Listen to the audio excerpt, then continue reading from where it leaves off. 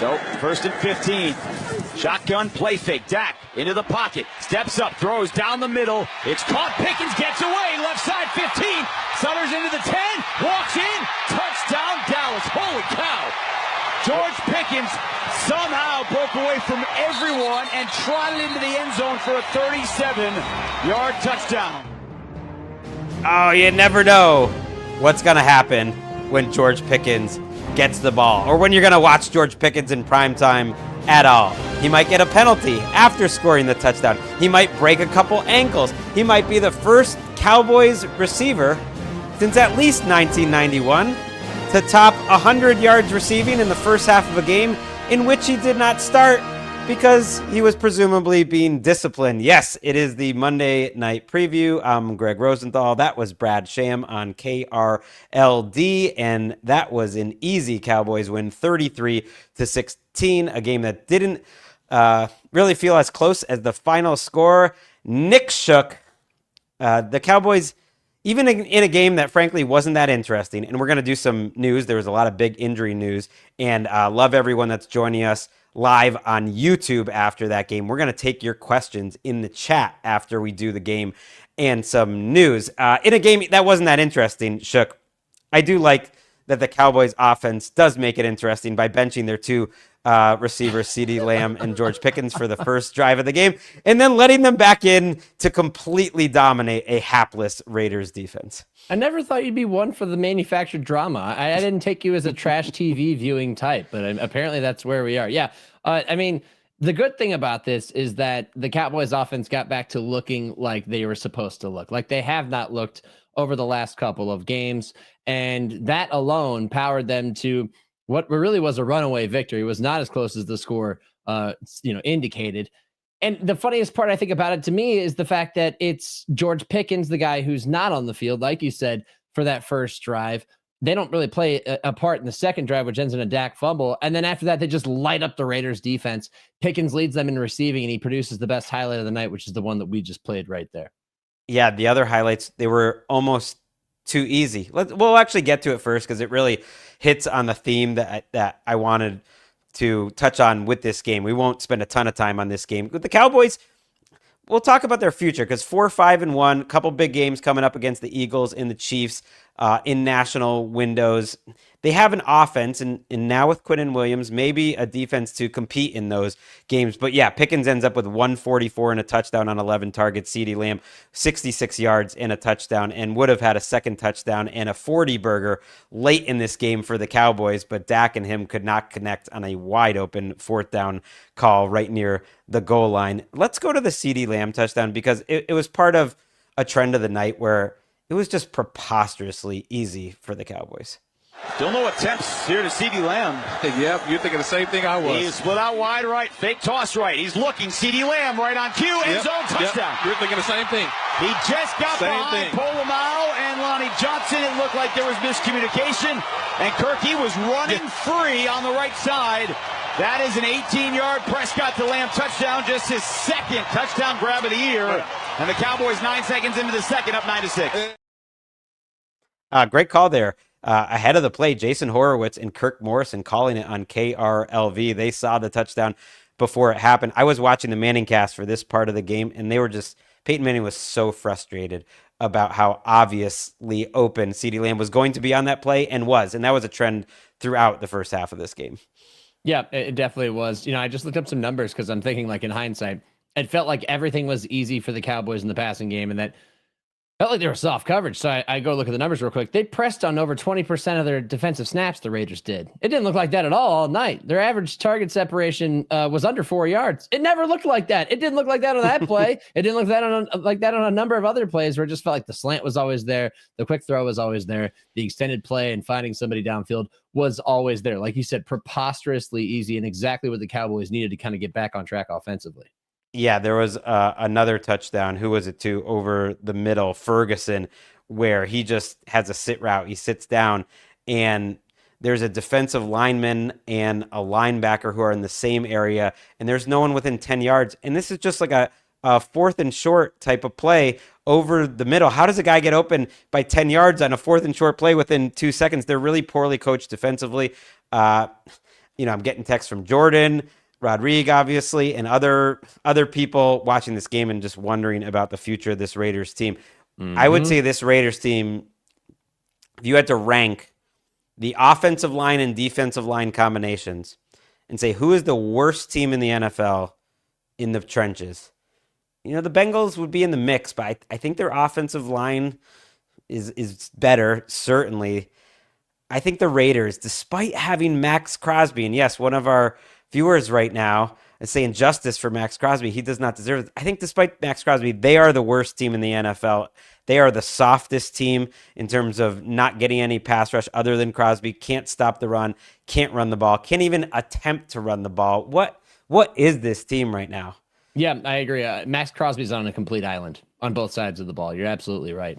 And look, I know that they haven't had Colton Miller for most of the season, so that takes away some of your strength of your offensive line. I know you lost Jackson Powers-Johnson against the Broncos. You had to move Jordan Meredith over from center to guard tonight and insert an undrafted product from Clemson, Will Putnam, in at center tonight. First start in his career. The everything's stacked against you. I get that, but this is exactly what we've seen from them when they were at close to full strength without Miller for most of the season. They've just been terrible in the trenches offensively. Geno has never had really any time to throw for most of the year. Genty, I feel so bad for him because he's getting hit behind the line of scrimmage routinely every week, and no play captured their offensive line's inability to do anything really positive than when Genty got tackled in the end zone for a safety tonight. Like that just perfectly typified the entire season for their trench play right there. Can't do anything up front, can't get any lanes open for him, to the point where they have to abandon the run. They have to resort to checkdowns and swing passes just to get the ball in his hands because he is a playmaker. It's an offense that is got a hand tied behind its back, and it's also got a ball and chain around one of its legs. It can't get going at all because they can't do anything up front. The Genty thing is making me crazy. In the first half of this game, and this is from Josh Dubow of the Associated Press. Is getting a lot of pop here on NFL Daily lately. The Raiders were only the 3rd team, according to the Associated Press, to have 30 dropbacks and 4 or fewer runs in the first half of a game. I think that was since 1991 or it was ever. Either way, the other 2 teams that had done that scored over 20 points in that first half because they were teams that are throwing the ball all over the yard and scoring a lot of points. The Raiders were doing nothing. To go that pass happy in the first half of a game when you can't protect Geno Smith at all, who, had his customary bad interception. He has one bad one every game. His receivers let him down a lot. It's not like he was great. He's just part of this entire mess. But that game plan to me, I think gets to this question. The Raiders have to fire everyone, right? And they did already fire their special teams coach, by the way, last week. Yeah. I think that slipped under the radar. I meant to mention it last week. I'm shocked that Chip Kelly is still going. And this sort of game plan, and it does make you wonder a little bit about Pete Carroll and his future, because Mark Davis has had a quick trigger. Here's all the coaches that have coached for Mark Davis since he took over in 2011. Hugh Jackson, Dennis Allen, Jack Del Rio, John Gruden, Josh McDaniels, Antonio Pierce, and Pete Carroll. That's only since 2012. So that's like each coach is averaging about 2 years in that span. So maybe Pete Carroll gets one more year, but the way this is going, there's a chance it's a one and done, like Antonio Pierce essentially was with a full year one and done. Early third quarter tonight, I started thinking in my head about this exact scenario, which was, who was the last coach with like a Super Bowl pedigree who got fired very quickly from his next job? And the first guy that came to mind was Mike Ditka with the Saints. He was there for 3 years. Now he traded away his whole draft for Ricky Williams one year, which kind of tanked what they were doing. But I mean, I hate to say it, but I do think that the whole Pete Carroll experiment, the idea of bringing in somebody with, experience and everything else, is probably coming to an end at some point, because what's most important about Pete Carroll teams, running the football, sometimes, intentionally, aggressively, to the point where it may not make sense in the game, but they're still going to try to commit to the run, and playing solid defense. They do neither of those things. They're poorly coached defensively. They're not a good football team. And it's hard to find any sense of direction for them. Like the trade for Geno was a flop because they can't protect him. They still don't have guys that can get open. Reliance on Brock Bowers. You can't even do that now to move the football. So it's at the end of the season, what do you say? What do you tell your fans? Oh, we're going to run it back. We just need another offseason. With a coach who's in his 70s? I don't think so. I think he's got a chance maybe to change coordinators and do it. But yeah, they're at 2-8 now. And even Genty, who is the high pick, like he does feel like he's part of it. Like on that play, Troy Aikman noted he stopped his feet. And I've watched the Genty game with Maurice Jones-Drew, and he goes crazy that Genty's always stopping his feet, which is the last thing you want to do when you have such a bad offensive line. He had a couple drops in this game. He also had a bad block early in this game that helped Geno Smith get hit on a play. Before we move on, and we will move on quickly. Shout out to Quinnen Williams, monster first game for the Cowboys. They get Siobhan Ravel back for the first time. He's a third round rookie. I guess he's not coming back, but he's coming back from his college injury. He's on the field for the first time. They get some of their safeties back, Malik Hooker, Donovan Wilson. I don't expect this defense to be good, and it's hard to say when you're only playing the Raiders, but Quinnen Williams was playing like a man possessed tonight, and a couple sacks, couple more quarterback hits, couple more pressures even on top of that. And with Odigizua and Kenny Clark, like there is something here that I'm at least curious to watch next week against better competition, the Eagles. And frankly, their offense, it is better than the Raiders' offense, but it's not a great offense right now. I'm going to run my top 4 guys in QB pressures tonight for the Cowboys, okay? Because it's going to be an interesting group. Okay. Odigizua with 6, including 3 quick pressures. Yeah. Jadeveon Clowney with 5, including 2 quick pressures. Quinnen Williams with 5 and 1 quick pressure. And Dante Fowler. On paper, Clowney past his prime. Not a bad group. Like, not a terrible group. I have some reason for encouragement that over the next few weeks, as they try to claw their way back into some sort of contention, not really for the East, but just for a playoff spot in general, and what's a very difficult conference, that at least they should feel more confident about what they have up front. Now, the rest of the defense, that remains to be seen. Deron Bland had a really nice bounce back game after getting torched against the Cardinals. I thought that was big for them as well on the back end. But for the first time this season, I look at it and I go, okay, like, I don't think that you're just going to get run all over. We have a comment that Quinnen Williams is no Nick Shook, though. Yeah, this is a Nick Shook appreciation post. I'm going to give Quinnen Williams our guy who delivered, and it is time for Who Delivered, presented by Uber Eats, because I want to just point out how different PFF can be in terms of tracking compared to Next Gen. For what it's worth, they have Quinnen Williams as 7 pressures, and Clowney only has 2. That's a pretty big gap compared to what Next Gen has. James Houston, by the way, also had a sack. And I also want to give a shout out to DeMarvion Overshone. I thought he delivered in his first game back. He also delivered back in training camp. If you were with us when I went to watch the Cowboys, he joined the show, and his energy and everyone around that team talks about him as a real deal leader and a guy who was really dynamic on the field. When he was healthy in his second year. He had an ACL injury his first year, another serious injury last year, so he is making it back from a long injury. He played about 30 snaps tonight. PFF graded him out as pretty high, and he's just someone to watch. So there's at least something here. This Cowboys team, I got my doubts with the kind of schedule that they have. Eagles, Chiefs, and I think they have Lions. The Lions after that. You're very likely to lose 2 of those 3 games. Like, it would feel like an accomplishment if you even won one of them. And yet, I at least am holding out a little space in my head to say that this offense, this quarterback is good enough, and their defense is now a little different. Coming off the bye, just that they could be a frisky team. Could be a frisky team. Okay, I was going to say. And win even 2 of those games and, like, be in the race. It's going to be a tough spot to get to the wild card. We have a commenter saying it looks like a team built to lose in the wild card. I don't know about that. But let's say this. I took the over on 8 wins for the season before I knew they traded Parsons. I'm not totally giving up on that. We got some Commanders. We got some Giants in there. There's not many easy games, but just saying. Make it threaten. If they get Vikings, Chargers, Commanders, Giants, your last 4. It would be really hard to bounce back from losing the next 3 Eagles, Chiefs, Lions. That would be difficult. But I mean, if that's all your interest is in, is making sure that your over under pick hits, which I know you, and I know that you're very interested in that, you're very invested in that, then that's enough for me to sign up and keep track. Thank you. Yes, that is Quinnen Williams. So I'm trusted PFF here. 2 sacks, 3 quarterback hits on top of that, and 2 hurries. Yes, that was Who Delivered, presented by Uber Eats. When football makes you hungry, get game day deals on Uber Eats, the official on-demand delivery partner of the NFL. Order now. So what we're going to do, and we appreciate everyone in the chat right now, and no, Quinnen Williams will not be delivering any Uber Eats. If you order, he has to enjoy the post game and get ready on a short week for the Eagles. We're going to do some news, and then we're going to take some questions for a little bit in the chat. And I think we start the news with the Michael Penix going to injured reserve. He suffered a knee injury, Shook. It is the left knee, not the knee that was twice surgically repaired in college with ACL injuries that ended seasons in college. So it's a different knee.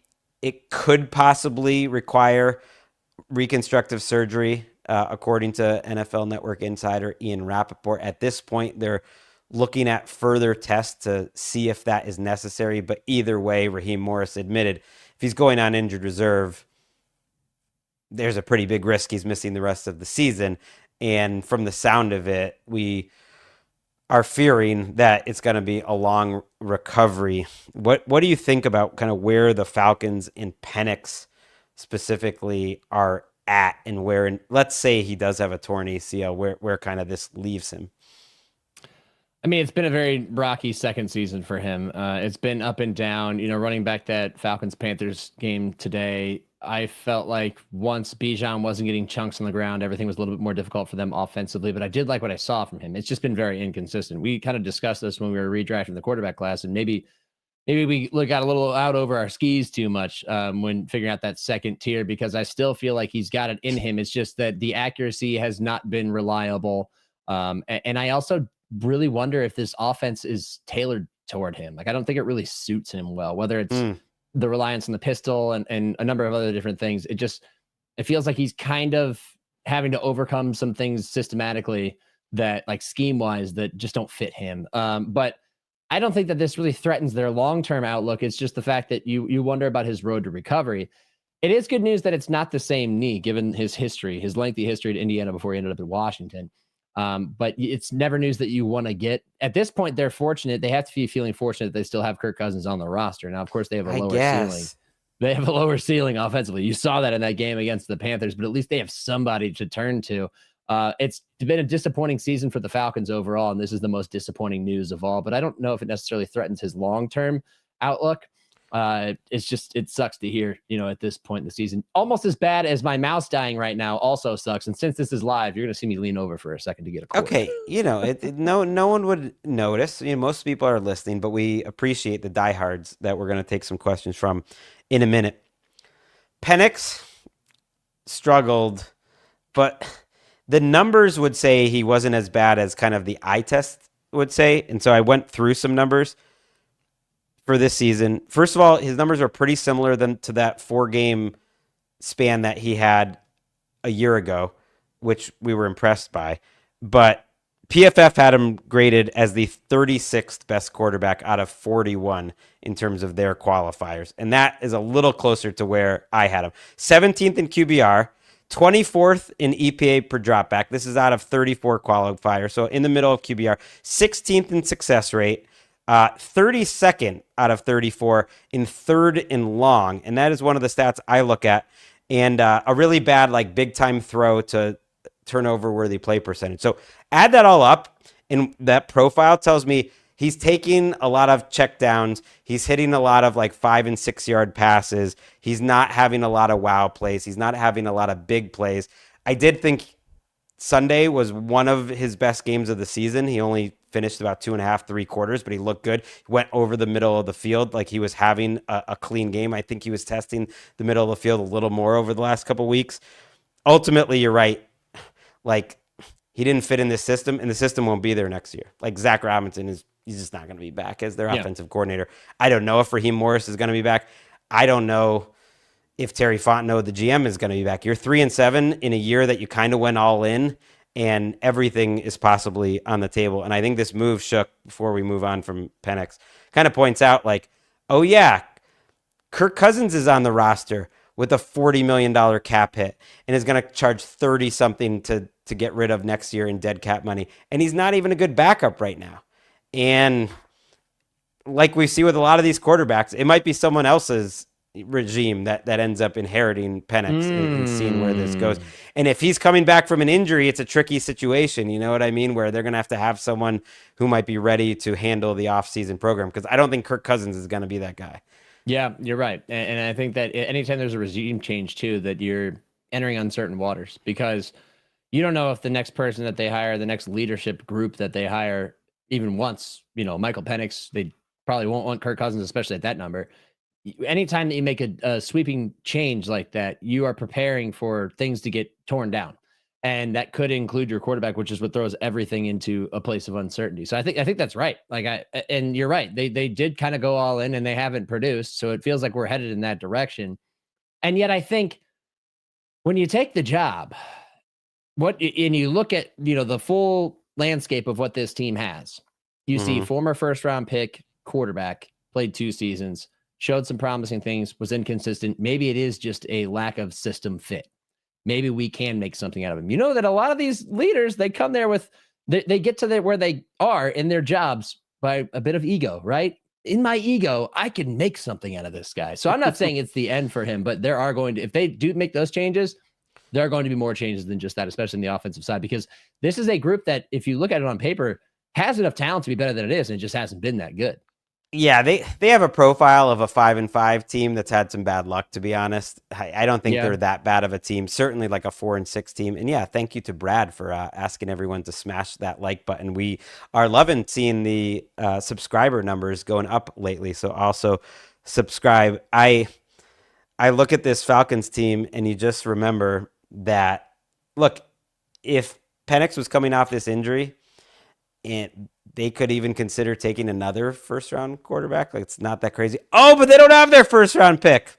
They gave it to the Rams for James Pierce. And I just think back to our training camp interview with JB Long, the play-by-play announcer for the Rams, who kind of laid out this scenario that there's going to be a lot of people in Los Angeles watching this Falcons team.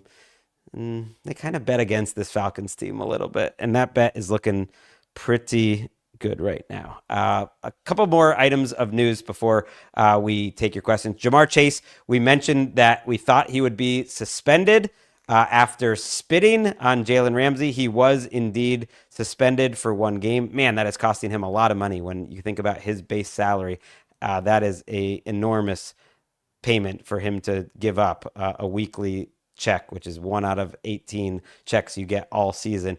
The New England Patriots continue to get great schedule luck. Even when they play like the Joe Flacco Bengals, they get a little more luck this week because Ja'Marr Chase will not be out there for Cincinnati. Yeah, I mean, look, it would have been a good test of the Patriots defense. Like, we don't really know what they necessarily have, but I look at it from the Bengals perspective. It's like, well, how are you going to keep up with Drake May when your defense can't really stop a nosebleed in most games, save for last week, if you have lost your best pass catcher? Like, it's just going to become that much more difficult for them. So yeah, big loss at a bad time, but that's kind of the way the season has gone. Their season is over. Trey Hendrickson is not expected to play this week, according to their head coach, Zach Taylor, either. They turned, if they weren't before week 11, they're a cross-off. Lane Johnson is certainly not a cross-off for this season, but the regular season, we're not going to see him much more. The future Hall of Famer out 4 to 6 weeks with a Liz Frank sprain. So, look, the Cowboys, pass rush is looking better. No Lane Johnson. I mean, the Eagles, 20 points seems like a mountain that they cannot climb lately. I mean, we just did a game a week ago, Shook, in this spot where they scored all of 10 points in their win. They scored 16 on Sunday night. It's a much easier matchup against the Cowboys, but no Lane Johnson changes things quite a bit for this team. So are you telling me that Jadeveon Clowney is going to end up with a lot of pressures again? Is that Let's go. Dante Fowler? Let's is go. That what's going to happen here? I mean, look, I'm all for intrigue. I'm all for intrigue in that game, and you are right about the Eagles' offense. Like, It is a cause for concern. It's good. Actually, that's a really good matchup if you think about it. Like the Eagles defense playing lights out against the Cowboys team that's still very offense heavy. It could be a good one. Yeah, and when the Cowboys have the ball, I think it's a good test for both. The Cowboys struggled a couple weeks coming into the bye, but this Eagles defense looks like it could be the best in the league again. I would still take the Seahawks, but the Eagles defense is certainly in that equation, and that the Cowboys are a great test.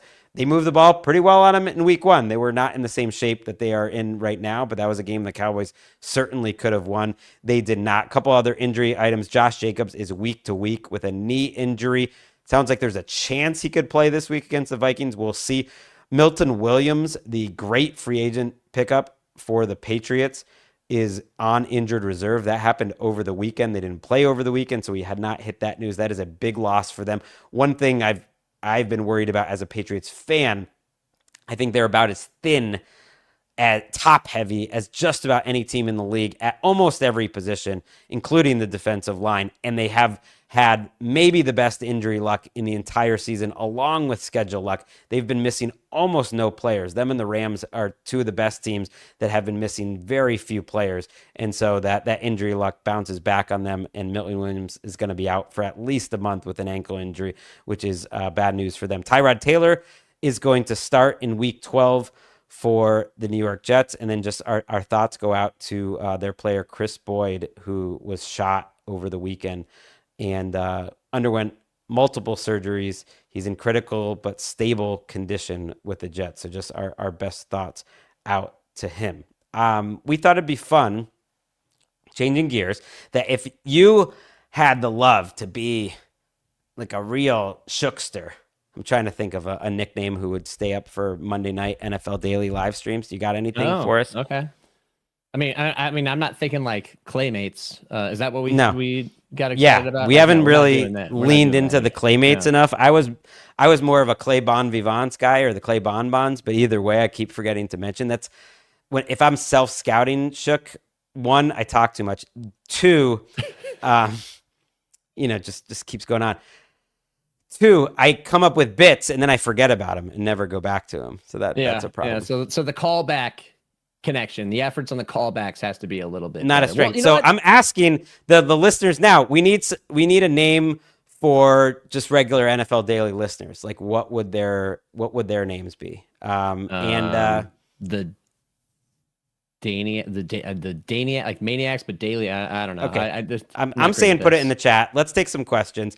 The first one, let's go. Which coordinator do you think could be a head coach next year? Hearing buzz about Jeff Hafley. Okay.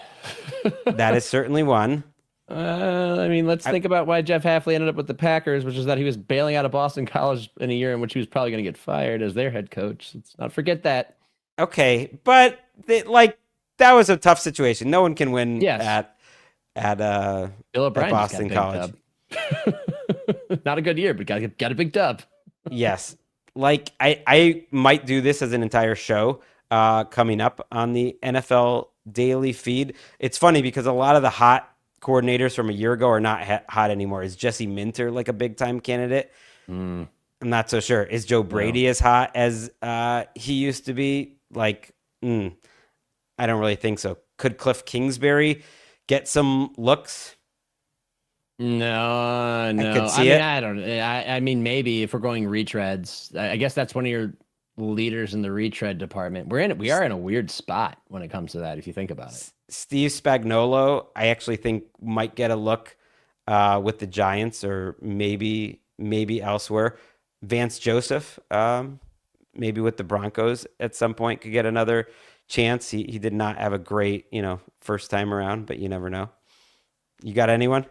I'm looking at teams right now, just trying to think who would be a possibility here, because we have a lot of new coaches that came from the coordinator spot. And we don't really have the up and coming. You could always do the Tampa Bay pipeline. Like Josh Grizzard gets the head coaching job somewhere because Baker had a good season. Just make it 3 in a row. Dave Canales, Liam Cohen, Josh Grizzard. Why not? No, but that's a joke. I think we are in a kind of a weird spot because of, I guess this is pretty normal. When you get coordinators who become head coaches, you have a hard time picking, there's like the next crop is not always as strong. So I guess the Hafley one's not bad. I still feel like Joe Brady is going to end up gaining some steam for a team that's desperate to become an offensive team. Even if that product has not been consistent this year, he's at that age now where you start to seriously consider him. He's no longer like the golden boy coordinator who came from the Saints and LSU. Like now he's been around long enough that he could get some serious traction, but the Bills had to finish stronger and more consistently offensively than they have, save for last week.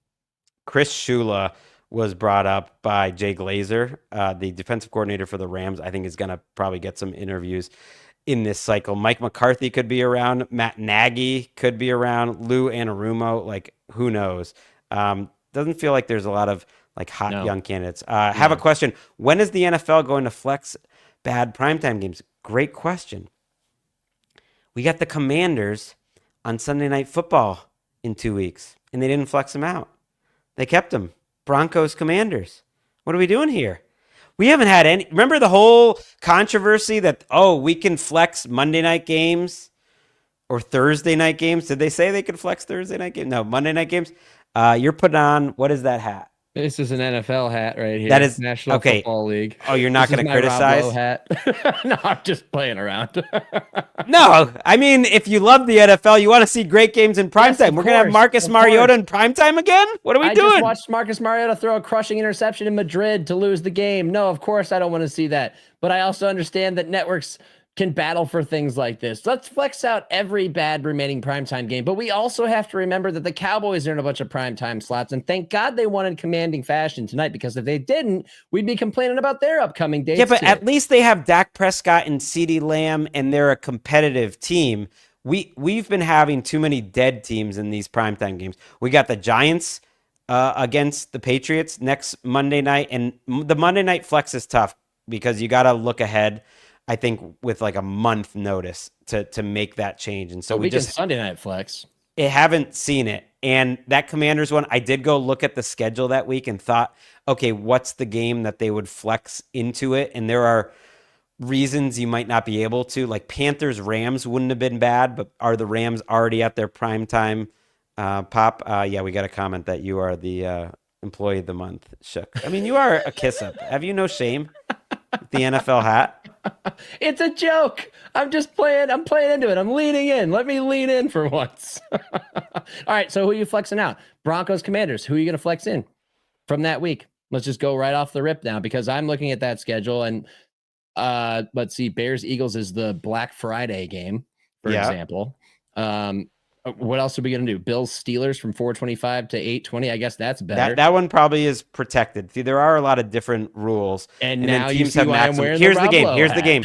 Here's the game. Colts, Texans. All I just want is just a competitive game. I know it's not an amazing game, but it has meaning. It could be the Colts essentially winning the division. It could be the Texans making a big comeback in the division. Either way, they matter. Just give me a game that matters. Like, it's a low bar. When I saw 49ers Panthers is coming up on Monday night, I was like, okay, fine.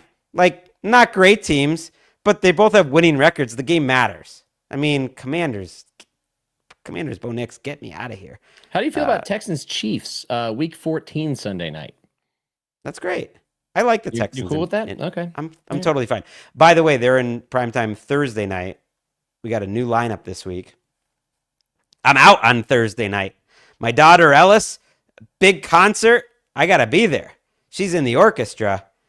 Got to do dad mode. Jordan Rodriguez and Nick Shook are handling Texans, Bills. And yes, there was a question, will there ever be a good primetime game again? It's happening Thursday night, because you know who you look to as a slump buster? The NFL gets on the bat phone. They're like, we have not had a good primetime game in so long. Who should we call? And they said, Davis Mills. Davis Mills is our choice. Respect the neck. You know what? Davis Mills has about 5 throws every game, which is like, hey, I got to hand it to you. Davis Mills, he has not been a problem for them. Maybe they can show up in that Bills game. I think that could be a good game. Yeah, I mean, that Jaguars game, he powered that comeback. And There we he go. made some really great throws in that game. And that's not because I'm wearing the Rob Lowe hat right now. It's because he really did play well. So I could sell him on that. I could definitely. And you know what? I like the idea of the Texans playing the home spoiler to the Bills on Thursday night on a short week after the Bills just played a shootout against the Buccaneers. Why not? Let's do it. I'm cool with that. I am not cool with a few weeks from now when we go to the Sunday night slate. And I believe it's Bengals Dolphins in Miami. That one. Not looking. That good one's right out. Now. That will be flexed. Unless Joe Burrow's back, then they might flex No. it, or they might keep it. That's flexed. I would almost guarantee that is happening. Yes, viewer is sticking his neck out for Davis Mills. He's been balling. Also, I would like to note this real quick on your dad mode. The D in NFL Daily actually stands for dad. Just so you know. Yeah. Okay. And one you're the suggestion. one How about NFL Daily fans are the Daily Gallery? Not bad. I think we can do better, but I like it. There was a question: are the Bears really gonna win the North? Shook, I'll let you start. The Chicago Bears are the number 3 seed currently in the NFC. The Detroit Lions, by the way, are not in the playoffs as of today. They are the 8 seed behind the 49ers, who are 7, Green Bay 6, and Seattle would have the other wild card right now. The Bears are leading the North. What do you think? You also have to consider where the Packers are in the standing. Look, if you look at the Bears' remaining schedule, you got the Steelers, you got at the Eagles, at the Packers. You'll beat the Browns. You got the Packers again. Mm-hmm. You got the Niners and the Lions. That ends your season. That is a tough slate. That is not the slate that included the Raiders, Commanders, and Saints earlier in the season. All wins for you. So while I enjoy watching the Bears, and I like them almost giving away a game that they should have won in Minnesota before coming back to win it at the end, because it's thrilling. And I like watching Caleb Williams in crunch time. That's all great. I think that they are going to come back to earth here in the next month, because those are some really tough matchups. Those are some defenses that are going to complicate the picture for Caleb Williams and take away some of what Ben Johnson has done really well in terms of scheme. But Pittsburgh, Philly, Green Bay, 3 defenses that are going to cause them some problems. So I think that by the time you get into mid-December, you're still above 500, but it's been a bit of a bumpy road. So no, they're not going to win the North. I don't think so either. But I feel differently about them. This should go without saying than I did a month ago. And they're winning these close games. But I think that Caleb Williams is now at the point where he's not hurting them at all. Like, he is adding something to them. And he's not making mistakes. And the rest of the team around him, in terms of the scheme and the running game and the talent, and just the kind of greater than the sum of their parts, is really doing something. So, yeah, that's a dangerous game against Pittsburgh, but it's a dangerous game for the Steelers. It's kind of a bummer that Aaron Rodgers might not be playing that game, just considering the history between Rodgers and the Bears over the years. I think the Bears would love to get a chance to finally beat him. And if they couldn't beat him now, it would just, either way, it would be great theater. We don't know that he's out. Then we get the Bears-Eagles on Black Friday. That's not a primetime game, but that is an island window game. The Thanksgiving slate is pretty great. Like, I like Cowboys-Chiefs. The Packers-Lions is one of the biggest games we've had on Thanksgiving, I think, for years, because, man, 2 teams with Super Bowl aspirations who are just scratching and clawing trying to win that division. That's a huge one. So it's a really good slate there, Bears-Eagles. And we're going to be doing a show, by the way, after Bears-Eagles, our NFL Daily schedule, a little different this year. And so we'll be doing a show recapping all the Thanksgiving games and the Bears-Eagles game on that Friday. The Devotees is another suggestion as a potential. Okay, I can get with that. That rolls off the tongue a little bit more, a little bit better. Let's go with at least one more question here. What's more likely, Chargers get Omarion Hampton back and go on a run, or the O-line gets Herbert so banged up they fall out of the playoffs entirely? Let me answer this. It's the latter. And it's not because I don't think that they're good enough to make the playoffs. I just see how this offensive line struggles have completely undercut their offense. Like, it is such a struggle for them to do anything in the passing game. And you already know if your offensive line's banged up, you're probably not running the ball well. So getting Omarion Hampton back is kind of moot to me, because if you're not going to protect well and you're not going to open up running lanes, it's really not going to matter.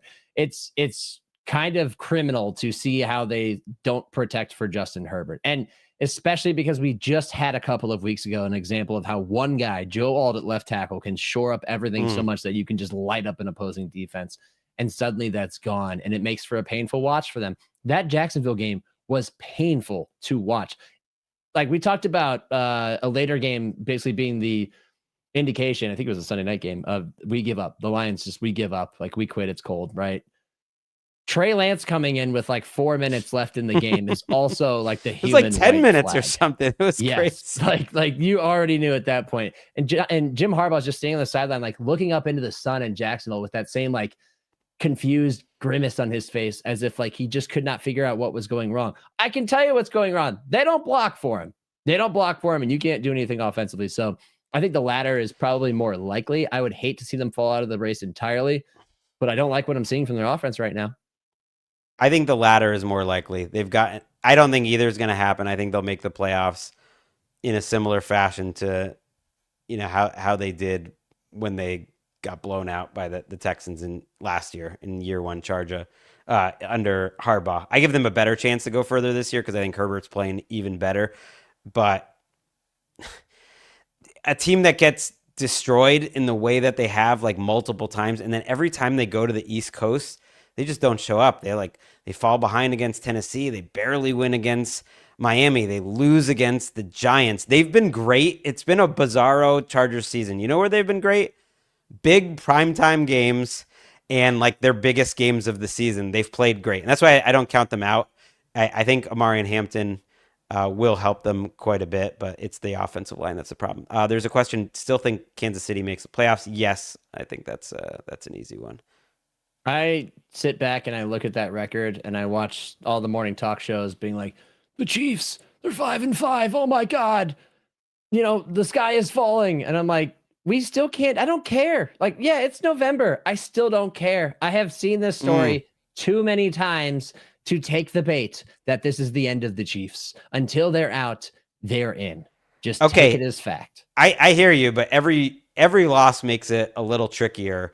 And I do think because of the Jaguars schedule specifically and the Ravens coming up and the fact that I'm not totally counting out the Texans, although their schedule's tough, that they could keep winning the Chiefs and they could still be getting put into must-win games against pretty good teams late in the season. So it's just going to make for a fun stretch run. Final question here. And yeah, we got another suggestion, the Daily Gang. Not a bad one. I like that, the Daily Gang. Did Sam Darnold throw away any MVP case that could have been made this week? I don't know if there was really much of a case to be made. Oh, come on. I thought he had it through if you had a first half MVP. Whoa. The guy who hates early season MVP rankings. I don't like it. We gave a first half MVP and I just thought for the first half he had a decent case when you looked at all the numbers. But in the last 2 weeks alone, he has 5 interceptions and 2 fumbles. Yeah. The only thing I would say is, and you could say this for almost anyone on a good team that plays quarterback. Look, if he goes like 24 touchdowns, like 1 interception the rest of the way, and they have the number 1 offense, scoring 30 points a game in the league, then then he makes his case because from what happens now matters more. That's not going to happen though. That's true. And 24 touchdowns and 1 interception would be an absurd stat line. And at that point, just saying, that's what I mean. If someone I just don't think that's going to happen because I hate to be this guy, but he does continue to prove himself as somebody who crumbles in big games. Like he just does. And that Rams Seahawks game was great for the defensive battle and the struggles that each side had offensively. Matthew Stafford wasn't fantastic in that game. He made some good throws, but he wasn't fantastic in that game. But the fashion in which Sam threw away possession, just trying to do too much. If he finds himself in bigger games or as big of games and he's under pressure in similar situations and he continues to make those mistakes, it's just going to, the MVP case is going to evaporate if it hasn't already. It's probably pretty gone. Yeah, it's gone. We did it tonight. You said it was a great defensive struggle. This was like the show equivalent of a defensive struggle. We took some weird ingredients and we mixed it up and we made maybe not the most delicious meal that we've made all season, but something you're like, oh, actually that was pretty good. Maybe we'll do more mailbags on Monday night. What do you think, Shook? I mean, Even the mystery meat souffle at lunch was good sometimes in elementary school. That was Nick Shook wearing his NFL hat. We will be back. Big show on Tuesday. QB Island returns. Might have some surprises in store. This is a big episode. Everyone is back in the studio. We decide who are the quarterbacks that are deciding and defining this season. Back on Tuesday. We will see you then.